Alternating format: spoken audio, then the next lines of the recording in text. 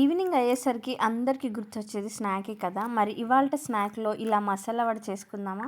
మసాలా వడ కోసం ఒక 3 గంటల ముందే పచ్చిశనగపప్పు నానబెట్టేసుకోవాలి. నానబెట్టుకున్న పచ్చిశనగపప్పులో కొద్దిగా పక్కకు తీసుకోవాలి. ఇప్పుడు మిక్సీ పట్టేసుకోవడమే. దాంట్లోనే కొంచెం అల్లం వెల్లుల్లి వేసి మరీ మెత్తగా కాకుండా కొంచెం బరకుండేలా పట్టుకోవాలి. దాంట్లో సన్నగా తరిగిన ఉల్లిపాయ, పచ్చిమిర్చి, కరివేపాకు, పుదీనా, కొత్తిమీర, అందులోనే ఒక స్పూన్ ధనియాల పౌడర్, ఒక స్పూన్ గరం మసాలా, ఒక స్పూన్ జీలకర్ర పొడి, రుచికి సరిపను సాల్ట్, అలాగే ఒక స్పూన్ శనగపిండి, ఒక స్పూన్ బియ్యపిండి వేసి బాగా కలిపేసుకోవాలి. వాటర్ ఏమీ యాడ్ చేయనవసరం లేదు. ఇప్పుడు పక్కకు తీసిన శనగపప్పు కూడా వేసేసుకొని అంతా ఒకసారి బాగా కలిసేలాగా కలుపుకోవడమే.